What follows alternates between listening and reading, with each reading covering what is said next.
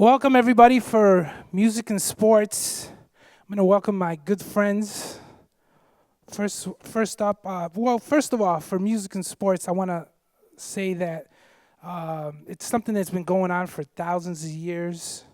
The Greeks have done it through the Olympics, and we're very privileged to have some really good guys who can speak on this. First off, Paul Rosenberg from Shady Goliath.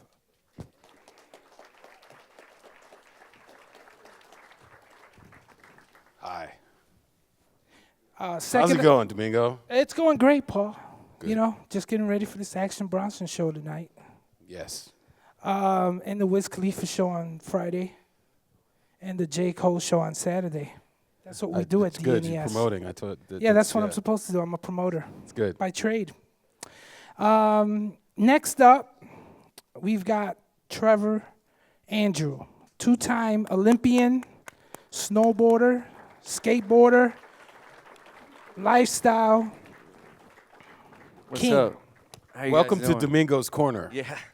What's going on? And then last but not least, from Pittsburgh, Black and Yellow King, Wiz Khalifa.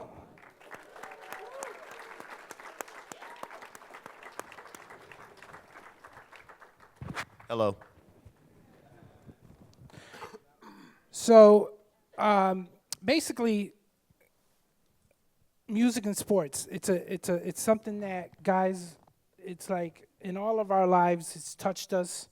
I know, speaking from my standpoint, as a marketing guy, I've reached out to all of you guys. I've always worked with you guys in sports. Wiz has done a ton of stuff on the mountain. Trevor, you've done a lot of stuff on the mountain. Paul, you Done a ton of shit on the mountain. ton of shit on the mountain, but Paul's done a lot of stuff in sports. He did a deal with New Era, a thing with the Lions. Wiz, I want to open it up with a question for you. Your song Black and Yellow sold 4 million copies. It became an anthem not only for the Pittsburgh Steelers, but it became an anthem to football fans and sports fans all over the place. How did you come up with that? Where did this genius idea come from? Did you think about what this song was going to do before you made it? Like, how did that happen? I was in the studio. I was in New York. I had just come back from a crazy little run. I had just dropped Cushion Orange Juice. I bought a new car. I bought some new jewelry. I was feeling myself, And it was at a really good time for me because I was coming from that mixtape stage to working on another major release. That's when I first signed with Atlantic. So I was in the zone. I wanted to show people that I could write songs. You know what I mean? I had put a lot of content into my mixtapes and to my fan base and to the lifestyle. So I wanted to also show people that I could write big records, And when I heard the beat for Black and Yellow, it was the first thing that came into my head. Literally, 2 seconds in was Black and Yellow, Black and Yellow. And I looked at my manager, Will, and I was like, this shit's corny as fuck, but I'm about to record it because people are going to love it. And, you know what I mean? He was like, yeah, do it. You know what I mean? That's what we paying for the studio for. So I did that, and the verses are actually about, the car and my jewelry. But, just the fact of being from Pittsburgh and, we make anthems, you know what I'm saying? And that's what we do. We always rep Pittsburgh. We rep the home team. We rep our squad. So it was a really big play on that, just repping. It came off well. It's awesome. What kind of doors did that song open up for you at that point in your career from the standpoint of, I know you did some halftime shows and things of that sort, Yeah, it was good. It definitely just made me a household name, I would say. And especially for me, smoking weed and stuff like that, people don't think that you could branch off or be marketable, but that hasn't stopped me at all. You know what I'm saying? Because people see how positive and how big my music is and how big my following is.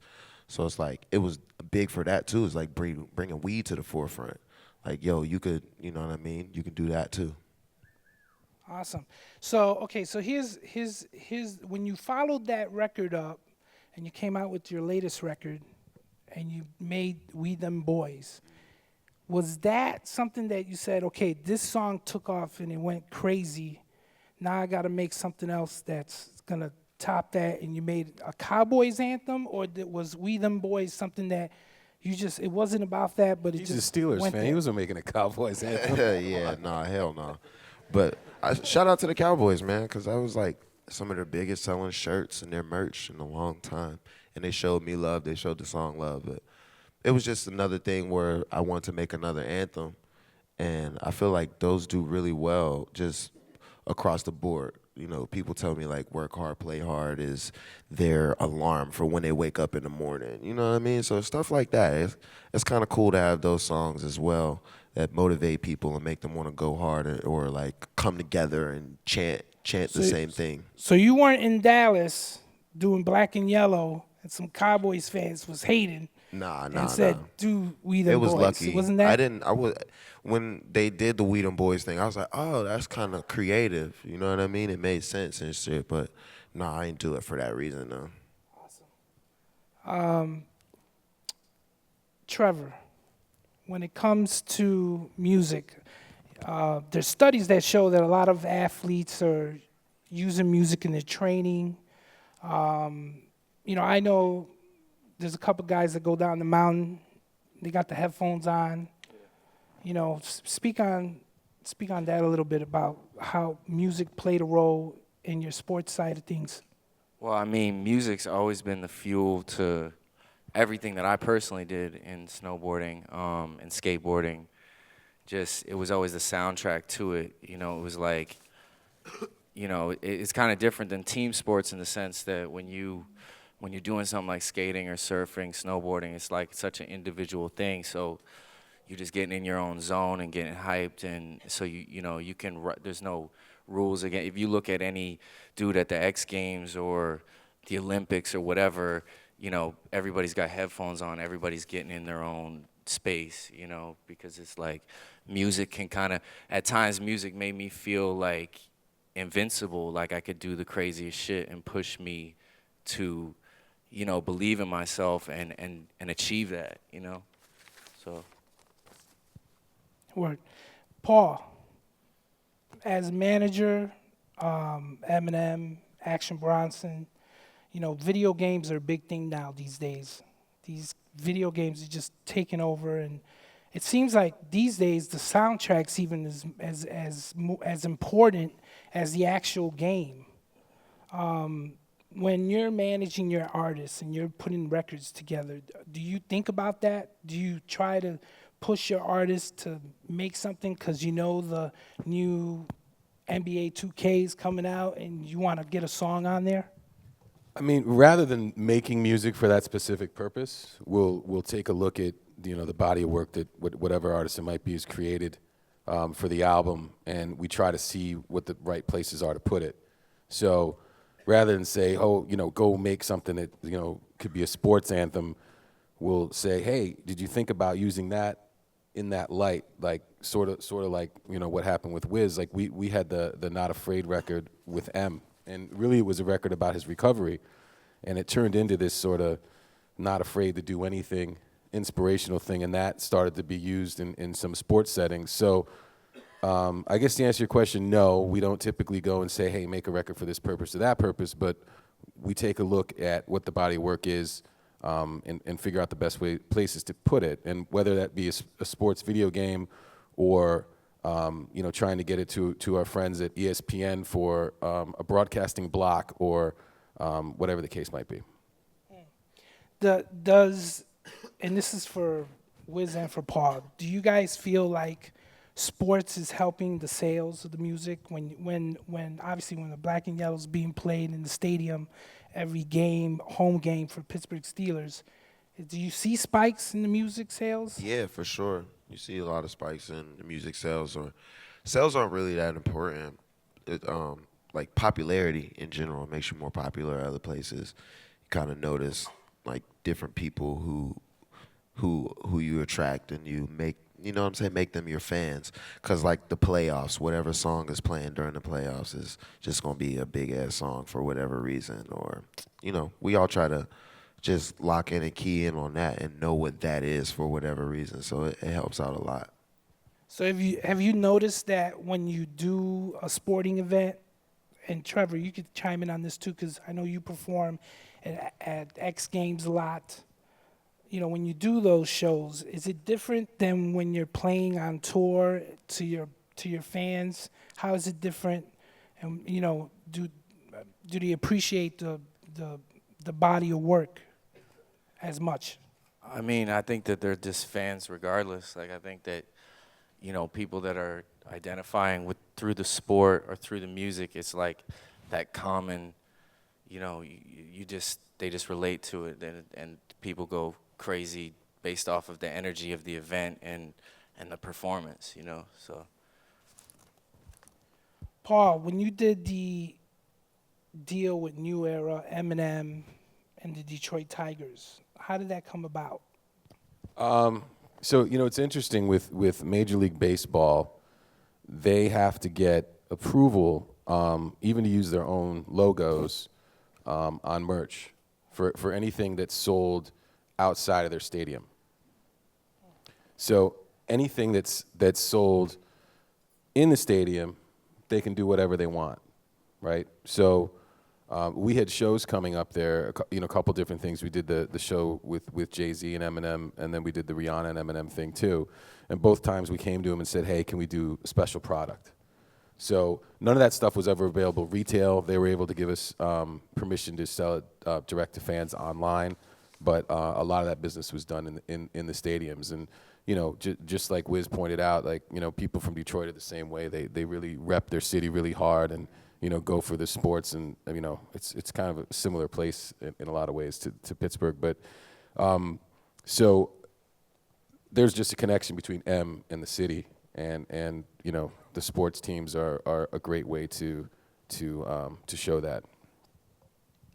Awesome. I want to go ahead and open it up to some questions. Let's sorry guys, took a little bit right there. Let's get some questions going for the panelists. Anybody?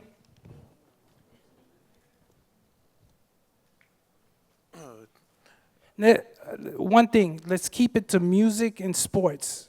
All right, the topic of the matter. Let's not go all over the place, guys. So my name is Carlos Charles. I produce music, and mostly I've been doing a lot of commercial work, and I'm trying to get more into the sports and work with other, maybe get more major artists and stuff like that. What do you recommend? You know, trying to connect with new people. What would you do? Like, how would I get maybe in contact with somebody like a Wiz Khalifa? You know. You got any weed?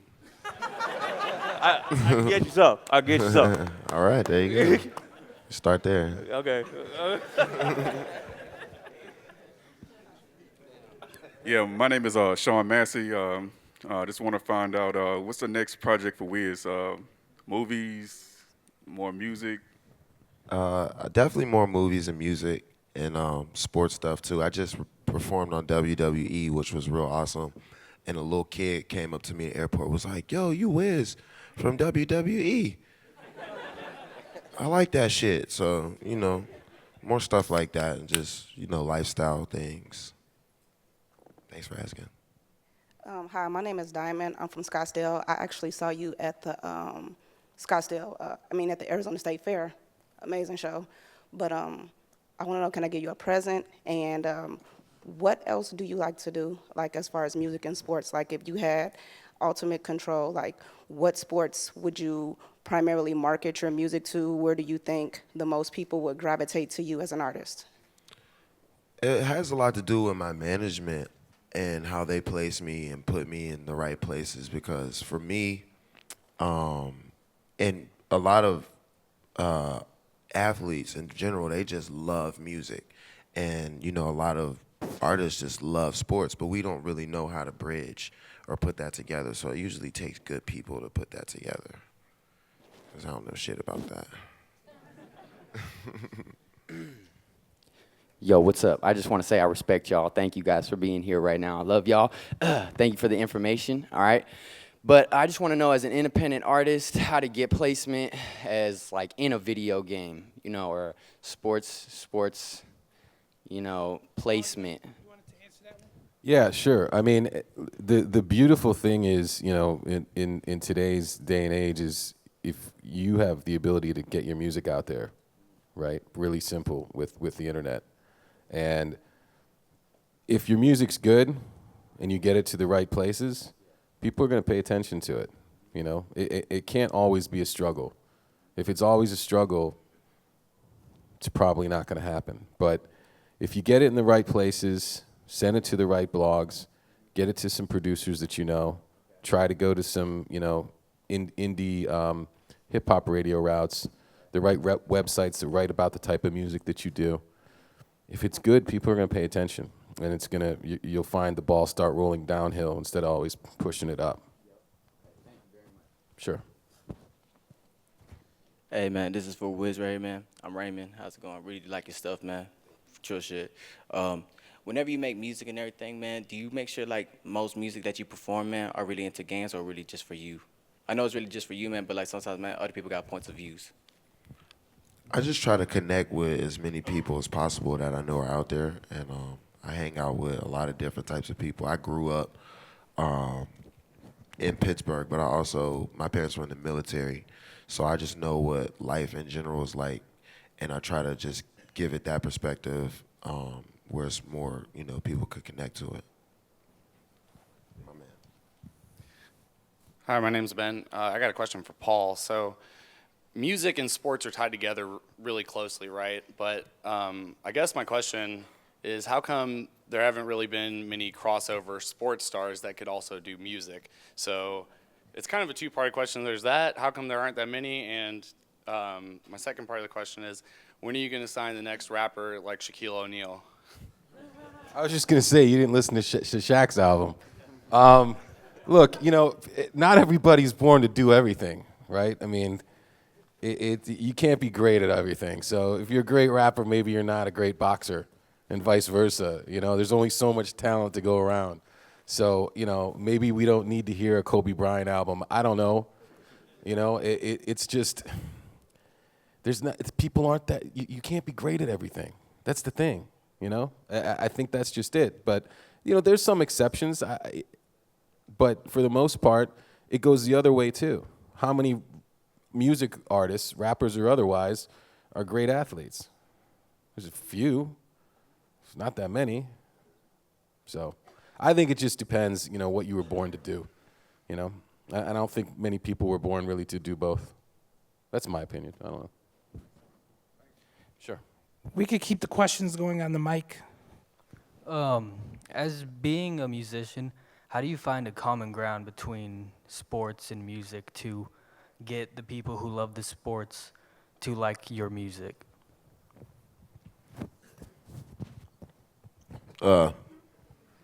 Just by being authentic, really.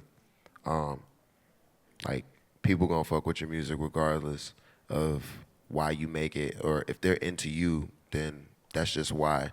And there's a lot of athletes who you'll find out just the craziest thing that they listen to, you know, so it's just about being authentic and staying true to yourself and really just bringing the people along with you.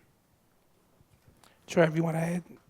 I mean, for me, it was just like, just my circle of, I just stay within my circle, you know? My circle's like skate, snow, surf, community. So like, when my friends are looking for a song for their video part, like Bam Margera or something, it's like, they're gonna holler at me, you know what I mean? Because like licensing music costs so much anyway. So it's like, you know, there's a lot of like people within like a certain bubble that, you know, can share and work together, you know? So for me, it's just like staying where, you know, people know me and pushing in that lane.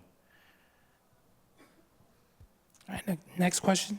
Hi, my name is Sharice Alexander, and I'm an entertainment attorney with the SYA firm, and I have a question for Paul. It's more in regard to the selection process when you are looking for a good song for a sporting event. Do you actually hire an artist to write, or do you look for songs that'll fit the event perfectly? And if so, how does that look? If you are hiring somebody to actually write a song, do you hire them for work for hire, and if you're trying to select a song like Black and Yellow, how do those contracts look, and how do you negotiate those with someone as big as Wiz? Well, I mean, that's a lot of questions. I don't represent Wiz, just to let you know. Right.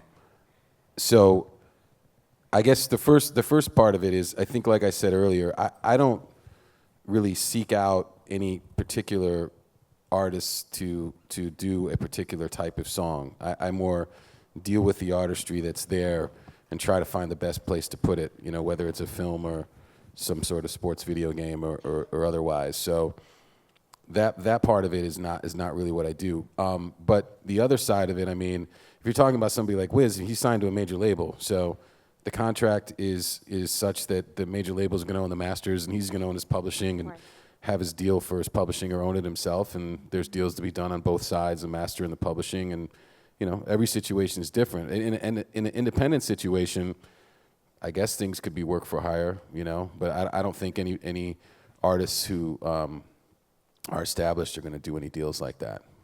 Okay, So. Thank you very much. Sure. Thank you for y'all's time. Yeah, I would like to know from an artist standpoint, how do you choose your mix engineer?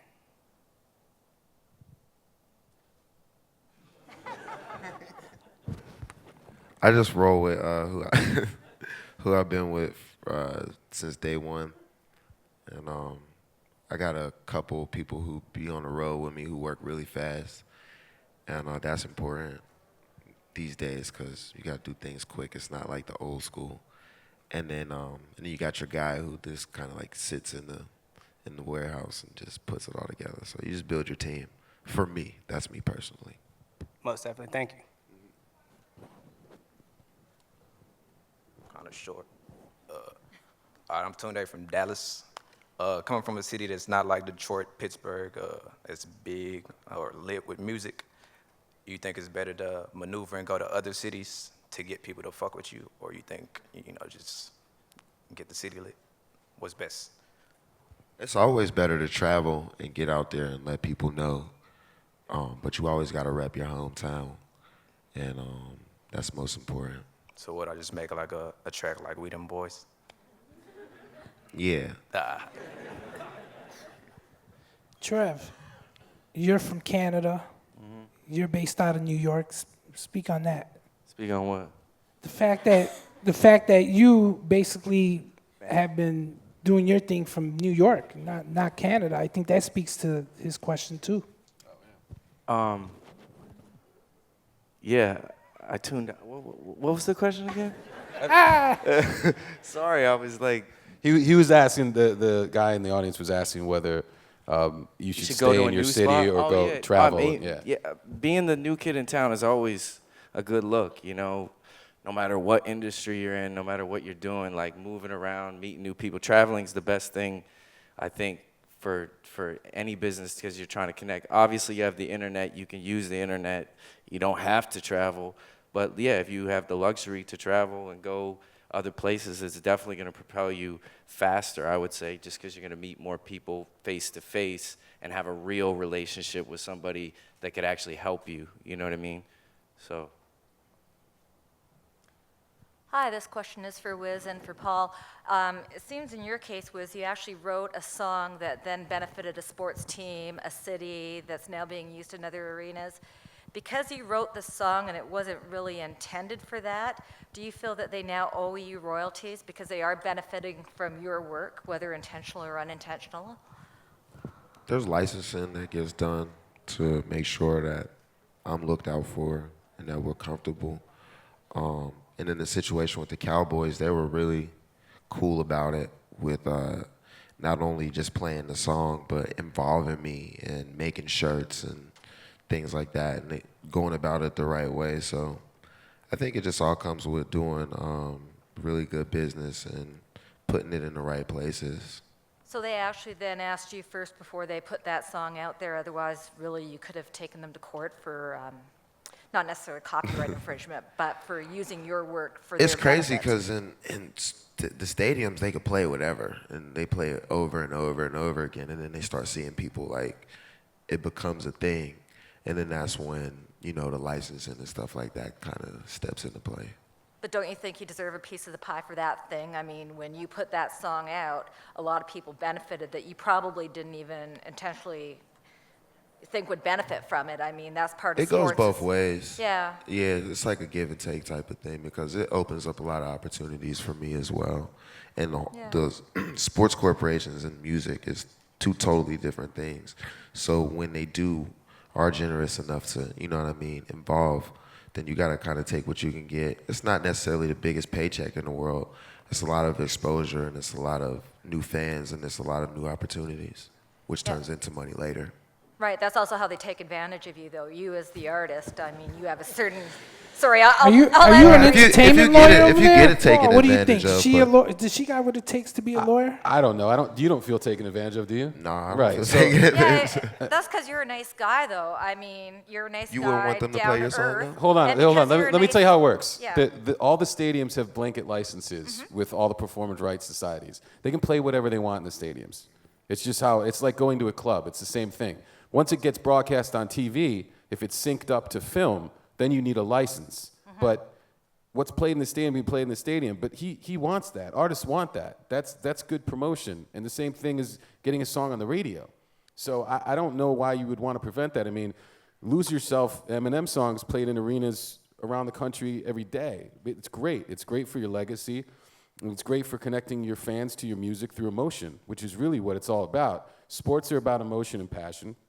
Music's about how it makes you feel. And you connect those things, and it's electric. So I don't see the problem. Okay. I don't necessarily agree. I still think they get taken advantage of, but thank you for the, I guess, the opposite side. How's it going? My name is John. I'm here from Austin. It's for Wiz. It's a little different question. Race is still a sport, but how was it working on the Fast and the Furious as far as music on that soundtrack, the tracks that you provided for that? Where you had a chance to be on set, did you meet, the late Paul Walker? Did you chill with him? And the second part of the question is, when can I expect something from you and Spitter next? When y'all gonna drop something? It's cool as heck doing stuff for Fast and Furious and movies like that because it's a little bit different than just writing a song and it becoming a part of it. Those are a little bit more particular, where they'll have different writers and things like that. Like for the Go Hard or Go Home, Sage wrote that hook. And he's a good friend of mine, but they sent that around and they get people to write and then they get people to perform the vocals and things like that. So it's much more of a process and putting it together, and it's good. It's like a hit or miss type of thing. You throw some stuff in there and then you wait for it to come out and then you see if you made it, and then it's like, oh shit, my song made it. Like, you know what I mean? So it's pretty cool. It's pretty fun. And it's definitely a different game though. It's not like creating and coming up with your own ideas. It's like you have some guidelines that you have to stick to and that you have to work on. But as long when you're true to what you do and like you're a great artist, you can always make that yours. You know what I'm saying? And that's where definitely. I kind of grew up in my mind. Where before I'd be like, nah, I ain't doing no shit like that. Like I ain't singing nobody else's shit. But I kind of learned to make it mine. So. And me and Spitter gonna drop something on 420. Okay, hell yeah. Is that the How Fly 2? Nah, it's 2009. Oh, 9, okay. That was Yeah. nice shit, yeah. I'll check you out tonight, man. Got your present. All right, fool. My name's Jim Coleman. I'm from Syracuse University. My question is for Paul. You kind of previously touched upon it in your last response. But obviously with the stadium placements and in addition to sync deals with your music and sports, kind of using the example of Lose Yourself or a track like, I don't know, Lose Yourself is fine. But as a manager, what kind of role do you play in those placements as opposed to like a PRO or a publisher or a master's holder? Well, me specifically, I'm pretty involved in those things and helping decide where a song might go. I mean, Lose Yourself was obviously created for a movie, but when it comes to other things, you sit with the artist, you know what the artist is about, you try to identify the best you can what their fan base is, and you look at areas that they might be interested in, that the fan base might be interested in. For instance, if we did something with Eminem with Call of Duty, and we know that his fans are big video game players, but more so than that, we know through research that not that we conducted, but that Activision conducted, that military vets, specifically young military vets, rank him very high in what they're into. So, you connect the dots through things like that. But if you've got a good label, they'll help make those decisions. If you got a good publisher, which is more rare, frankly, they'll help get some placements too. But everybody on your team should be pitching in. Thank you. Sure. Hey, what's up? I'm Enrique. I'm a student at Columbia College, Chicago. This isn't directed at anyone directly. It's like an up in the air. I want to know, from an artist perspective and a manager perspective, is what are your thoughts on the new perspective that the NFL is taking on the Super Bowl with charging an artist to perform due to the statistics behind the increased revenue and sales the following week? Now that's probably being taken advantage of. I guess we can each give our opinion. My opinion on that is that, it should be mutually beneficial. So, it should benefit the artist and the sporting event as well. I mean, for Katy Perry, she had a lot of people tuned into the show, and, they sold advertising and they participated in that. The NFL participated in all of it. So I don't see why she should have had to pay. And I don't think she did. I think what ended up happening, though, is there was a bit of a shift, and now I think that the NFL and the network, whichever network it is that has the game, I think are requiring the artists and their label to come up with some of the costs for them being there, which is a little more understandable, but, I don't know how far they should have to go out of pocket. But they're requiring to come up with some of the, not just, hotels and stuff like that, but production. So they're making the artists pitch in towards production. And, it depends on the artist. Like, if it's a very current artist like Katy Perry, the sales might be one thing, but you get a guy like Tom Petty, it's not, he's unless he's got a new album out, like, it's not really going to make his catalog go that crazy, I don't think. So it should be mutually beneficial, and I don't think anybody should pay to play. Agreed.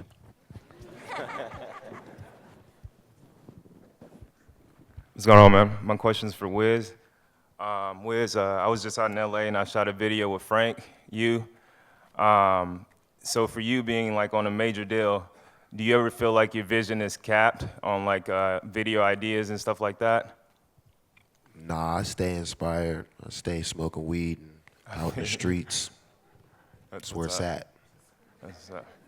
Secondary question, would you ever sponsor like a UFC fighter, like a Taylor Gang UFC fighter? I'm focused on music right now. I feel you. You fight? Nah, I don't fight. Oh, okay. I got somebody you can fight over here if you want to. Nah, I got a buddy that fights. And next up is Lonnie. Nah, man, inspired, respect, man. Keep doing your thing. Appreciate you. What's your name again? It's Boom. Boom? Boom. Nice to meet you, bro. Nice to meet you, bro. How you doing? My name is Gianni Blue. I'm from Chicago. This is for all of you, but I would say first for Wiz. I'm an electronic DJ. I did a remix of your song, We Them Boys, that has 250,000 hits online. But overall, I know you did a song with Afrojack, so where do you see the electronic music scene going? And are you going to also do more songs with different DJs? And do you think all hip-hop artists should also join in with the EDM a bit, or what do you think? I love where the electronic scene is going.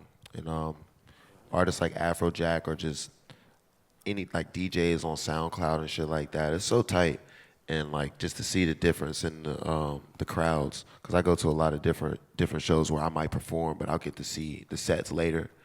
and it's really inspirational because it's so big and like the movement is crazy, and I think a lot of artists might try to get into it, but there's some things that you should just enjoy, and that's one thing I like to really enjoy, or if I would be able to like add some of that to my set where people just get that element, but it's not necessarily me.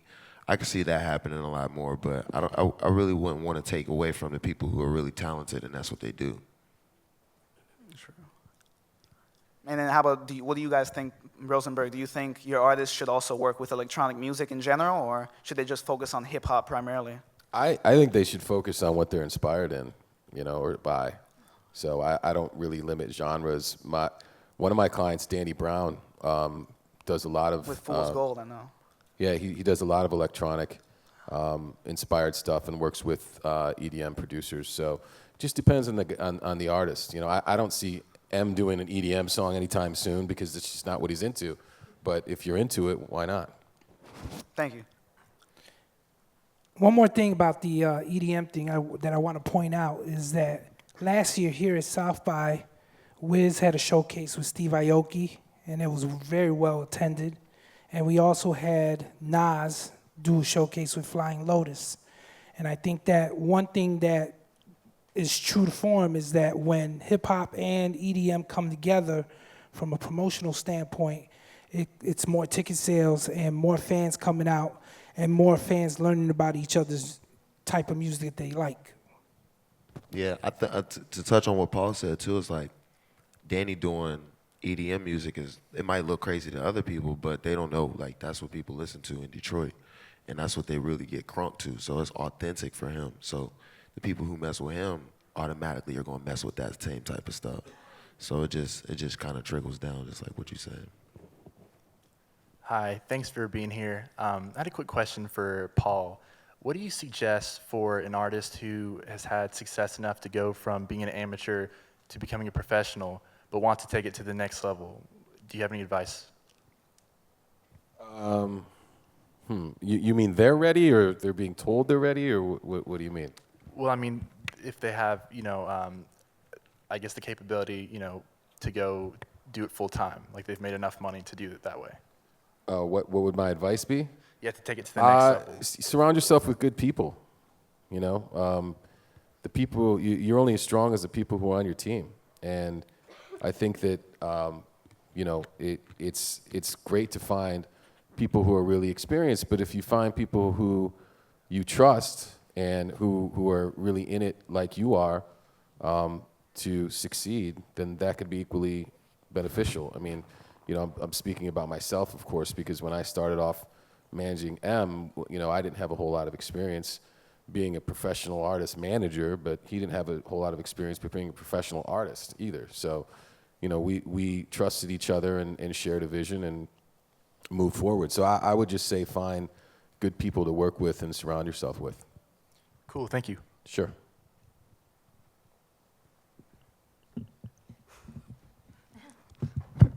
That's better. Hi, I'm Catherine from Colombia. So, which is more important when you select a song for sport, the music or the lyrics?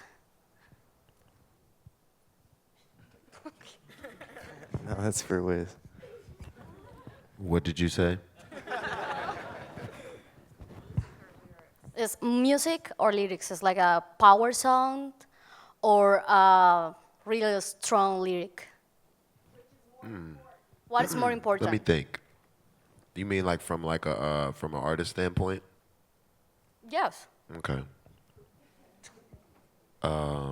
It depends, cause there's some songs where like the beat is undeniable, and it's like when the music comes on, it just gets you. And then there's some songs that are so lyrical that they just touch you, and they feel like somebody's really rapping about your life or your story or your struggle. So I think they really go hand in hand. It's not one that's more important. It just depends on the moment. Short people problems. Hey, my name is Karen Wright. I'm a future publicist, entertainment publicist.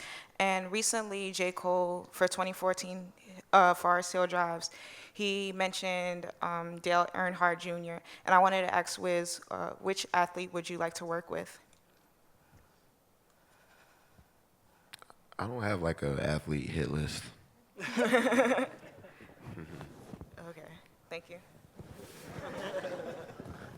Anyways, I'm a producer and rapper, but I want to ask Wiz, what's your favorite dab? Like crumble, shatter, or do you like wax? When it comes to That's weed. not about sports or music. Oh, Gotta well, stick to the plan, buddy. man, it's still cool to talk to you. What's going You on, gotta y'all? regulate, Domingo. My name is I Mark thought Antonio. I thought I had the buzzer going. Let me try it again. My name is Mark Antonio, LA Zone. My question is for Wiz. What kind of advice can you give to an up-and-coming artist? I feel like there's a hump that I've yet to overcome. Like, can you shed some light on that? Yes. Shit, there's no big secret. It's just like use the internet. You know what I mean?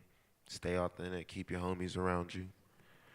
And you got to be willing to like make sacrifices, whether it's like, you know, buying tickets or going places and getting the money later, shit like that, you know. I feel So that. expect the best in the beginning, but always be working towards something bigger though. Appreciate that. Thank you. No doubt, no doubt. Hey, what's up? My name is Malik. I'm from Philly. I got a question for Andrew. What would be the best way for independent artists coming up with get in contact with you to open up a show? And for you guys, what was that one song that made you fall in love with music? I mean, the internet. It's the internet. It's like independent artists. That's our tool. You know, it's like I get in touch with so many producers, so many artists. Just whatever I'm looking for, I've met like great people just online, just being active, knowing who like I want to fuck with. You know what I mean, and reaching out to them. And you know, it's the same way. It's like you just gotta be outgoing and you gotta be on point with your craft. You know, and people are gonna acknowledge that. You said what was the first song that made us fall Yeah, in what love with was the music? first song or like that one song that made you like fall in love with hip hop and inspired you guys to do what you wanted to do?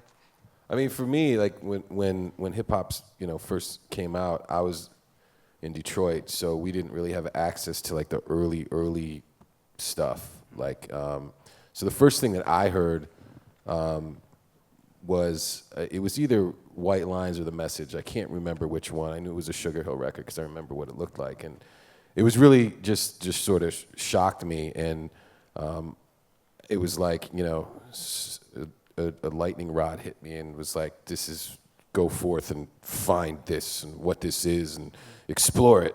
So I just ended up buying every single release that came out in hip hop personally, just as a fan. And every album that came out, there wasn't that many then, but every album that came out in the mid and late 80s, and from Run DMC to LL Cool J to Beastie Boys and moving forward. And so for me it was just really the early hip hop singles. Wiz, Drew? I mean, for early rap music, I would say what got me was probably watching skate videos and like discovering. I mean, I got really on the West Coast side, I think early. I don't know, I was from the East Coast, but for some reason, maybe it was through the skate videos or whatever, but I was checking for like MC8 and like Spice One and yeah, Gia. But yeah, I was just, whatever I saw in, 411 or, whatever the skate video or the snowboard video that was coming out is like what I was into. I wasn't getting my music from radio. I was getting my music from just like my older skate friends or from the videos, whatever I was exposed to through that lane, I was pretty young when I got into rap music, so it was like third or fourth grade for me, and I used to go to the library and print out lyrics for people's songs, and I was a huge Bone Thugs and Harmony fan back then, but the song that made me want to rap like for real was Mo Money Mo Problems, and I was Puffy on that song. You was hitting the puffy dance. No, I didn't do the dance. I wasn't too into the dance, but I was spitting though. And yeah, that's what made me want to rap. Sure.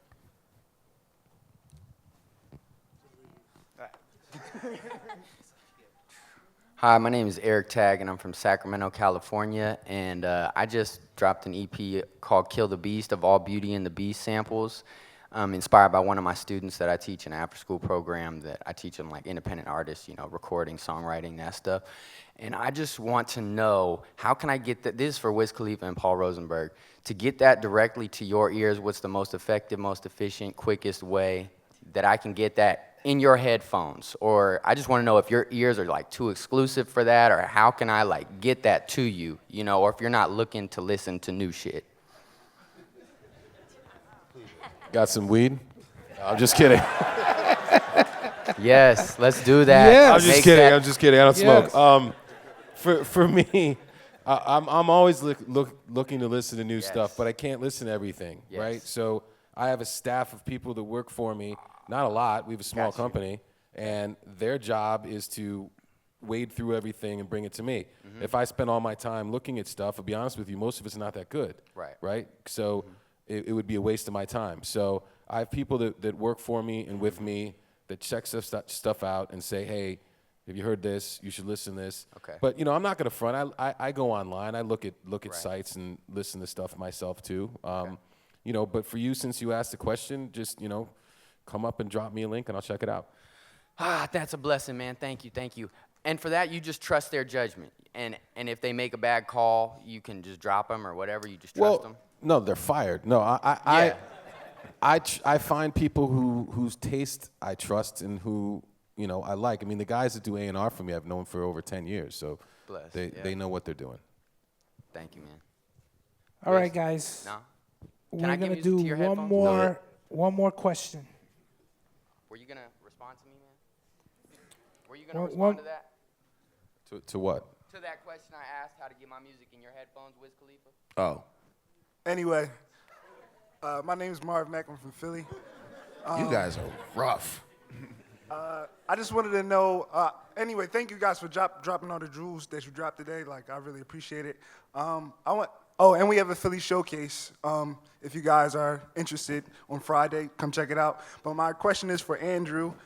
What's the best way for an independent artist to get in touch with you for opening up shows since you're a promoter? And do you think that's the best way to go about opening up shows? You want to open up for me?